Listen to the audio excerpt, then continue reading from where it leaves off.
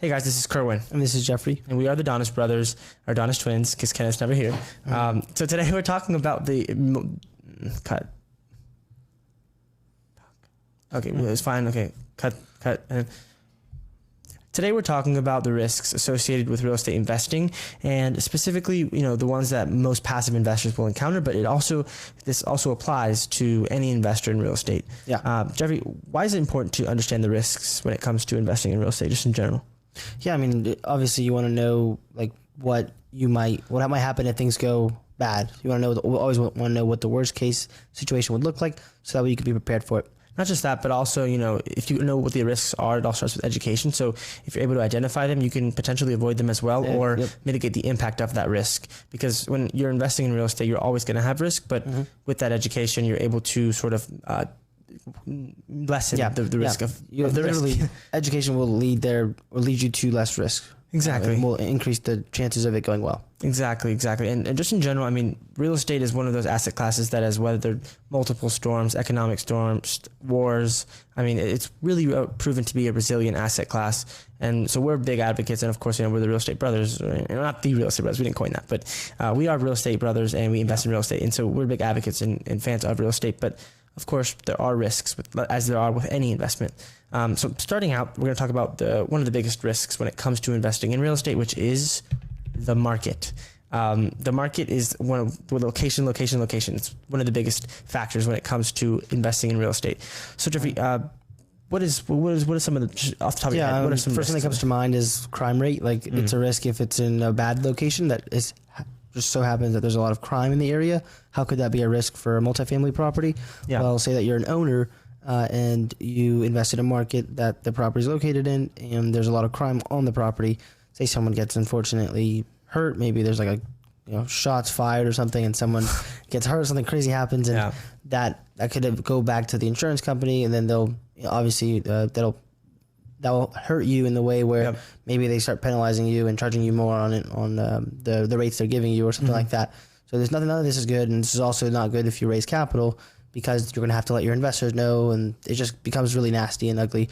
So that's why crime in certain locations, obviously, you want to make sure that it's low, and that's all dictated by the market. Yeah, and nearly every real estate market is going to experience some fluctuations as it moves along the business cycle or the economic cycle. So every market is going to experience booms and busts, and every economy experiences those as well. So it's important to understand. And I think what we do is, and what we've done in the past is, we've looked at how certain markets and properties in certain markets have performed during national recessions, like for example 2008, just to see what happened during that time. It's really interesting, and it's also history is likely to repeat itself. So another thing was, say there's a declining population growth. Well, why do we want an increase in population? That just lets us know that there will be a demand, most likely, for our units. Now, if it's declining, meaning that there's less people, but let's say that... And people are leaving, maybe. Right. And then eventually, that just lets us know that there's a chance that there'll be less people in this market by the time that we take over, or 2 years later, right? Because it's declining. Therefore, there'll be less people that want to rent. And if that happens, that means that you're not actually going to... There's a less likelihood that you're going to be able to get people in your units, just because there's less demand people. Means that there's less competition for those units, so that you can't really demand a premium, or as much of a premium, if there were more demand. And in fact, it could be the opposite, and you have to lower prices, which is obviously not good. Yep, exactly. And so some questions to ask to kind of just start to go about the process of researching the market, making sure it's a strong market, is you can ask yourself, what are some of the major employers in that market? We live in Raleigh, Durham, North Carolina. Here we have Apple coming, I believe. We have Apple, Microsoft, Amazon warehouses. So there's a lot of businesses coming here, and real estate. Raleigh has been consistently ranked as one of the top real estate markets on a lot of places to live in general, right? Exactly. So but specifically for the market, you just want to see if you're seeing your market or the markets you want to invest in consistently ranked. I mean, that's awesome. But not just that. Sometimes when I do that, please let me know. Correct me if I'm wrong. But sometimes what we'll look at is if we have a market that's like a sub-market around a major market. So it doesn't necessarily have to be listed on the top 10, but if it's close to a top 10 and it's in driving distance, sometimes common sense, if you think about it, people might not want to commute. People might be willing to commute. Right. So, like in Raleigh where we live, a lot of people can't actually, like we were saying in our other video, it's just so hard to find a property that's affordable in that market. Like a house, So many sub-markets around Raleigh, like Gardner, Knightdale, etc., all these other areas are now experiencing all the same growth that Raleigh was experiencing. which makes sense, right? People like once this part of whatever gets overpopulated, then they're just going to go to the next best thing, which is really good for investors if you can catch that early. Absolutely. And so the unemployment rate is also something important to pay attention to. Are people working? Are they not? That's just a sign of productivity in the market, as well as opportunities of jobs and things like that. Economic anchors is something I like to talk about all the time. Those are universities, colleges, hospitals, things like that, that people are going to be in demand in terms of the jobs. So those jobs are still going to be in place. And they're like, I don't want to say essential, but they're very important jobs that aren't going to be as impacted if the economy takes a dip. And it's also important to have job diversity. So you don't want there to be too much of one sector in a market. Why would that be, Jeff? Like in Detroit a long time ago, or for me, it was a long time ago, but in regards to what happened in Detroit with the automobile industry, that was their main dominant, I guess, like job sector. Leading job provider. So most people worked in that industry. Yeah. So then when that crashed, literally everyone there that was working at the automobile industry, they didn't have a job after that, which means that now people can't pay rent. Now people aren't going out and spending money at the grocery stores. So the economy went down in Detroit because of that. And we don't want to see that in any other markets we're in, because we don't want any of them to be dependent on any market, or any industry. Yes, because if that same thing happens, then obviously people won't be able to afford their rent. It's kind of the same reason why you look to diversify anything in terms of like an investment. Like you want to diversify the employment as well, right? Exactly. So kind of just spread your risks. It mitigates the risk. And also the population growth rate, like Jeffrey touched on earlier. You don't want people to be leaving the market and if they are, you want to know why. Why are they leaving? And why this would is just you our put money preference. Like I know people that do invest for sure. in declining markets, but yes. And this is not financial advice. We're just telling you like what our mentors have told us and what we've learned from our mentors and all the conferences we attend. And what we do. Yes. And what we do. Exactly. This is what we're speaking on. Because we aim to invest and to keep our own money as well as our investors' money as secure as possible. Of course, with the returns that, whatever. So we want to make sure that it's taking educated and calculated risks. And so the way to do that is to understand the full scope of these particular categories. In this case, the market. You want to understand where it's at and what, if there's people leaving or coming, why. Yeah. And so knowing the answers to this idea is just going to help you understand the economic health of it, just to kind of touch on it. So that's why it's really important to know. So the second risk is the operator. And the operator, if you're in a multifamily syndication, is the lead sponsor, or the asset manager is the person who's overseeing the management of the property and the execution of the business plan throughout the hold period. But if when it comes to a single family property, if you're buying houses, it comes down to you. If you're the one, overseeing the property, and maybe your property manager and you overseeing your property manager, or if you're managing it yourself, then it still applies to you. And it's just also known as the active investor in a multifamily syndication. Yeah, exactly. And so the team in charge, they play a major role in the success of the property. So some factors that go into it is what experience does that person have? Is this their first property? If it is, then that's their first rodeo. You want to make sure if you're the investor, then you have to be aware, okay, I might not have the experience needed to make sure this property is a success. And so if you're aware of that, then you can go and find and partner with someone, or just pick the brain of someone who does have experience. Yeah, and that's why we really, really are always so passionate about the team that you build around you. Even if you don't have the experience, you don't necessarily have to, as long as you have someone on your team that does, and that certain whatever role they're playing on the deal. Whether you're not really good at asset management, or you're just not good at whatever, right? Like you don't want to be a property management company. Okay, then hire a property management company. That's so many different things that you can just fill with having a good team. Exactly. And experienced real estate investors, they know how to oversee a property management. Even if you have a single family house, a lot of times real estate investors will outsource that. So that's something that, if you don't have experience overseeing someone else in that role, then it might be hard to catch some red flags, or catch if they're, messing up the numbers, or just not performing at the level they should be. It's really hard to understand where they're going wrong if you don't have the right experience in that arena. Also, negotiating with lenders, you might just get higher interest rate or worse terms if you're not as experienced with even communicating with lenders, or you don't know maybe what the industry standard is, or what a good deal versus a bad deal is. So it's really important to have that knowledge, or know someone who does.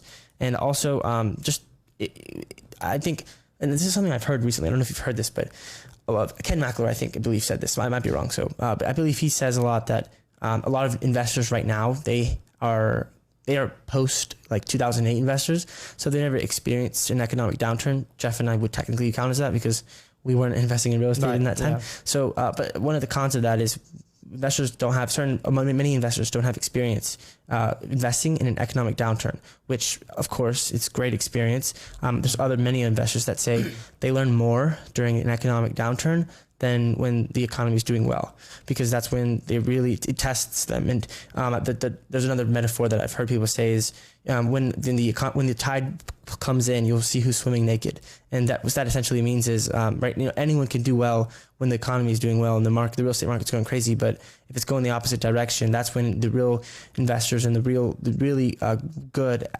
operators, they really are revealed and rise to the top, whereas the ones that aren't as strong, they're just exposed. Right, 100%. And I mean, it makes sense because it all comes down to just having those fundamentals. And a lot of people can get away with a lot of things when the market's going well.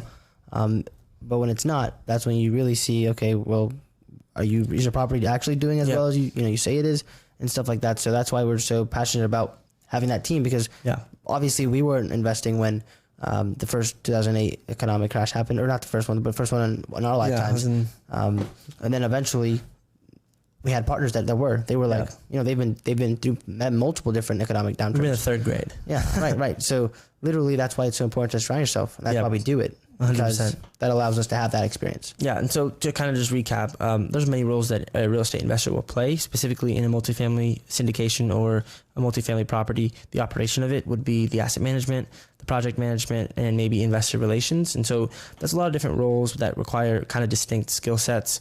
And so if you don't have experience in any of those, it can be really challenging. And so that's why it's important to understand the risks associated with it. So whether you're investing passively with one of those teams or you are on that team, just understanding where you are and then leveraging other people's skill sets. If you don't have those, that will help you mitigate risk when it comes to the operator.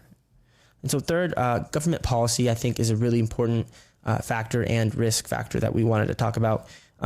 There's a lot of multiple different types of government policies, and just the involvement of the government that will impact a real estate investor and is a risk. For example, Section 8 housing. If you have a property that has Section 8 housing, then you depend on you depend on income. So income comes from subsidies from the government. So if policy changes the Section 8 legislation, then that could impact your cash flow. So it's important to understand what the legislation is and just kind of keep a pulse on what's going on with that, because that will impact your cash flow and potential investor returns if you have investors involved, or your own returns if it's your money. Secondly, and Jeffrey probably can touch on this, but whether the state is landlord friendly or resident tenant friendly, and why break that down, Jeff. So the reason, and typically it's divided between blue states, red states, based on it's not political, it's just not political, but just kind of how we label it. Red states typically are more landlord friendly, meaning that say that you had to, for an example, we can actually use a real one. We had a resident in one of our rentals here in North Carolina that just hadn't been paying, hadn't been responsive. We were trying to help him. This happened several times that we actually gave him like the ability to do it late. We were really lenient. Yeah, we were very lenient. And eventually it was just like, okay, well, this guy is just not paying. Yeah, we had actually called the police to go check on him because we weren't hearing, and we were really worried. Yeah, and the thing is, like, it's not like our payment to the mortgage company stops. So we still have to make those out of our pocket, which means we're just losing money. So eventually we made the decision that we had to go and get him out. And it was relatively an easy process because we're in a landlord-friendly state here in North Carolina. So if you were to do that in California or New York, it would have probably been impossible to get him out. Not impossible. As soon as we did. Okay, because our process took like maybe 60, 90 days max. For that, who knows how long I don't own property in California for that reason. But it's just easier, and the government tends to lean towards the landlords in these kind of states. Typically, landlord-friendly states are in the southeast, which is why we invest there. 100%. So investing in a landlord versus resident-favored state will determine how eviction-friendly it is and if you can evict a non-performing tenant. And whether you agree with it or not, it's just important to understand, because that is a risk, because you can lose money while you're not receiving income in rental income. Also, rent control. That's another factor that I think is really important to understand. Certain states, I think California is one of them, where you can only raise rents a certain percentage every year, and that'll impact how much value add you can do. What your NOI can increase by based on what the cap is, whereas in other states there's no cap. Yeah, like in Jacksonville, Florida, for example, last year they experienced around 18% rent growth, which is ridiculous. And obviously that wouldn't have been possible in certain states because the government wouldn't have allowed it. In Jacksonville, Florida, we actually own property in that market. We experienced 18% rent growth last year, which probably wouldn't have been possible in non-friendly landlord states because they would have put that cap where there's rent caps, rent increase caps, or rent control, sorry. But in Jacksonville, there's no such thing yet, which is something good for investors as well as people that are looking to improve properties like we are, because say the 18% goes up and that's kind of what the market's showing, then we know if we put this amount of value into this property, and by value we mean money and work, eventually we can raise the rates of our rentals to a premium. And it so happened that it was 18% last year. Who knows what it'll be this year, but it seems like it's going to continue on that trend. Absolutely. And so the next risk factor that I wanted to touch on is the asset class itself. So depending on if you're in multifamily versus offices versus retail, there's obviously going to be risk factors in each one. If you were investing in the office space when COVID, the pandemic hit, then you would have felt that for sure. And multifamily actually performed very strongly. And during the pandemic and throughout the 2020, 2021, it had really strong growth. Whereas certain retail, I believe shopping centers, they're actually they're becoming less popular depending on who you ask. That's a whole debate. Let us know what you think actually down below. Do you think retail is dying off? Is Amazon putting it out of business? Let us know. But some people are saying it is. And so it's just really important to understand the risk associated with that. Yeah, no, I agree. I think looking at what is going on in the market is going to have to you're going to have to base your decisions on that and be almost, would you call it ignorance if you just don't pay attention to it? I think there's a certain bliss when it comes to that. Like you don't know what you don't know, you don't have to pay attention to it. It's no stress if you're not aware of it, but then it can come back and bite you if you are invested in an asset class where maybe it is being impacted, like offices. They were doing really well, I'm sure. And now during COVID, they weren't. And multifamily is something that has consistently proven to be strong, and that's why we invest there, because it has that historical reputation of performing track record. Yeah. Track record. So the fifth factor is the leverage. So not necessarily like don't get debt on your property. I think whether it's getting it from a lender or raising it privately, either way you're going to likely use debt on your property, and there is good debt versus bad debt, which we could talk about in a separate video if you want. But for the sake of this conversation, I wanted to more focus on being over leveraged. And do you want to go ahead? Yeah, but over leverage really, there's no specific percentage yet, but just having too much debt out on one property where, say that you were for some reason the economy tanks and you're not able to cash flow enough to make the payment. You just never want to be at a point where you owe the bank too much. Exactly. The more leverage you have, the more risk you have. I'm sure, I think one of my mentors always says this, but it's just a lot of people say this, is your lender is the biggest investor in your deal. And so they're not going to want to lose money. They're definitely not. And so the more leverage you have, the more capital you need. And there's benefits to having more capital, more leverage. The more leverage you have, the more you can speed up a project and generate returns for yourself and your investors. So we can kind of speed up, the more money you have to play with, the faster you can complete the renovations. Right. Like the less capital the more capital the bank or the lender gives you, the less you need to put it in yourself, meaning you're buying an asset with less money. Exactly. And less of your own money. But being over leveraged is dangerous because if your returns generated by the property through rental income and just increasing NOI, if that isn't enough to cover interest payments, then you can find yourself in a really tough position. And there isn't, I want to clarify that there is not a certain percentage of leverage versus equity that would be essentially considered safe, because it really depends on the investor. Some investors, some of our mentors and thought leaders that we follow will do 50%. And others will do like 80%. Will do 70%, others 80%. It really depends on your comfort level in terms of the risk, your experience, understanding of what you're doing, the market, and how secure you think the market is, and how it'll perform if something happens to the economy. Your experience in that specific market. Yeah, it's just really important to understand it's one of the factors that go into adding or decreasing the risk involved in an investment. Yeah. And so also another risk factor is the property itself. The condition of the property specifically is really important. Is the property already been renovated? And if it has, then it likely isn't going to be as risky as a property that needs extensive, full facelift. Yeah. Also, the year the property was built, and obviously the condition that it is in now. But newer builds obviously will have less random things come up when you're doing due diligence, or maybe a few months or years into the ownership, there's going to be less things coming up on a newer property than there could be on an older property, just for the mere fact that it's obviously older, meaning that it's going to be have more wear and tear. Maybe something you didn't catch in the due diligence comes up, and it's a pretty big expense. So that's why there's more risk taking over an older asset and or a property that is in worse condition than when you're taking over a newer asset that's in better condition. Yeah, and I want to emphasize the importance of the due diligence period, because that can help you mitigate the risk. Yeah. Like Jeffrey said, one of the biggest risk factors is an unexpected expense that you didn't catch during due diligence or just in general. So that's why it's really important to make sure you do a thorough due diligence. You don't rush through that process. Lastly, the investment strategy itself, which kind of ties into the property, is also a big risk factor. There's different investment strategies that, some investors will do value add, which is what we do. We go in and add value to a property by improving the condition of the property or decreasing the cost of running it, which increases its NOI. Improving amenities, exactly. You're improving the just overall lifestyle or community, etc. Just improving everything about the property is, So that will allow you to justify increased rents, which will increase the overall value. That's value add. Turnkey, this is pretty much when you buy a property in the condition it's in, and it's in good condition, needing minimal repairs or renovations or updates. And that way it's low risk because there's not much capital needed to make it rent ready. It's pretty much rent ready. Or you have distressed properties where you go in and you're planning on doing a whole facelift. It needs extensive repairs, which requires a lot of capital up front in order to get it rent ready. And so those different investment strategies will require different levels of capital, meaning they require different levels of risk, and more risk, more reward. So a lot of times distressed properties, they actually end up making a bigger profit, but it's also a bigger risk. Right. So, I mean, like you just said, it can either mean more upside. At the same time, there's a more likelihood that it'll actually go bad.